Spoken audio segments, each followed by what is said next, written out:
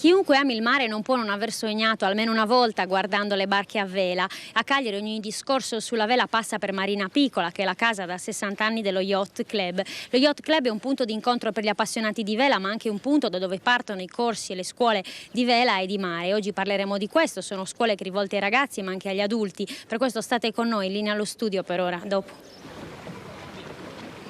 Eccoci di nuovo, buongiorno, abbiamo lasciato il molo di Marina Piccola per venire a largo a vedere gli allenamenti della squadra dei cadetti dai 9 agli 11 anni che si preparano per un raduno nazionale che è previsto per metà giugno. Insieme a me c'è Alberto Floris, che è il presidente dello Yacht Club di Cagliari. Buongiorno, con questi corsi si insegna ad andare a vela ma anche e soprattutto a conoscere il mare, giusto? Sì, è una conoscenza che inizia prima andando in gommone con l'istruttore e vedendo come si muovono gli altri bambini.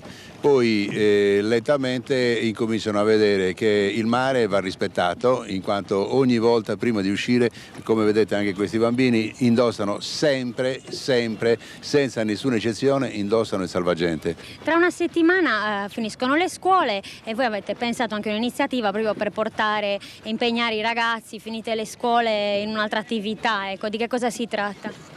E sono i corsi estivi che noi facciamo già da diversi anni e i bambini fanno, diciamo, dei corsi che durano circa 2 settimane.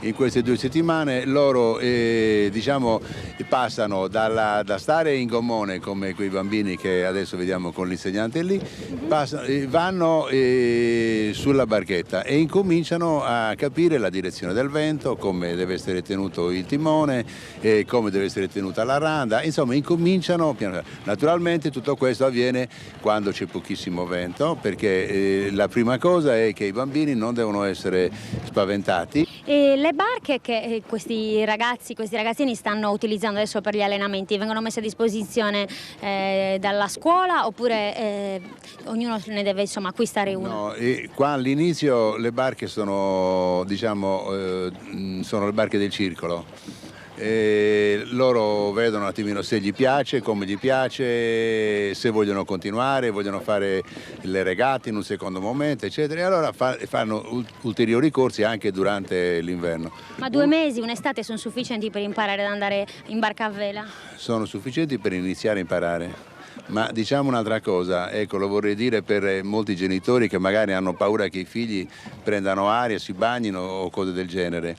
I ragazzi che fanno vela, e fanno vela anche d'inverno, di base, anche se prima erano un po', si influenzavano, prendevano raffreddore, eccetera, eccetera, dopo che fanno i corsi qui si rafforzano e non si raffreddano più. Va bene, più tardi continueremo a parlare di corsi, sempre qui davanti ai ragazzi che si stanno allenando per i prossimi raduni nazionali. Per ora linea allo studio. Eccoci di nuovo dal largo di Marina Piccola, assieme a me c'è Enrico Cano che ha 14 anni ed è un campioncino di vela, giusto?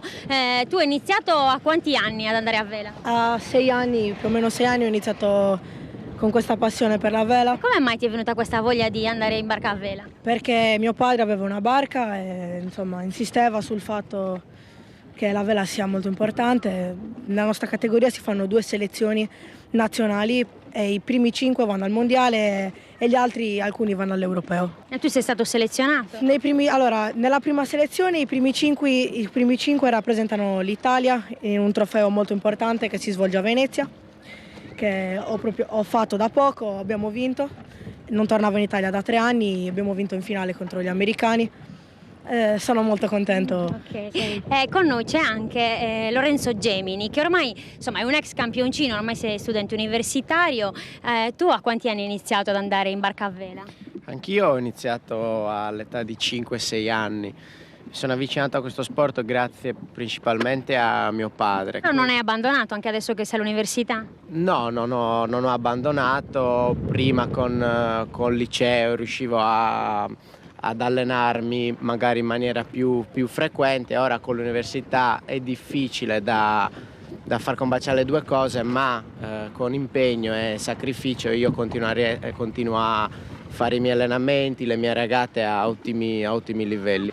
Qual è l'insegnamento che la barca a vela, la vela in generale, può dare per la vita di tutti i giorni, la vita quotidiana a questi ragazzi? Guardi, le dico una cosa, imparano a gestirsi, mi spiego. Quando i bambini vanno in alto mare e magari ci può essere anche un pochettino di vento, loro devono prendere le decisioni e le devono prendere loro, da sole. Quindi imparano a decidere se devono virare, non devono virare, cosa devono fare, qual è la tattica che devono tenere in regata, ma anche se c'è un pericolo, loro imparano a gestire anche la paura. Quindi diciamo... Può essere una bella palestra di vita. Esatto, moltissimo. Va bene, grazie. Chissà che con questa iniziativa possa servire anche davvero a qualche ragazzo che magari a Cagliari può così iniziare la nuova stagione. Linea allo studio.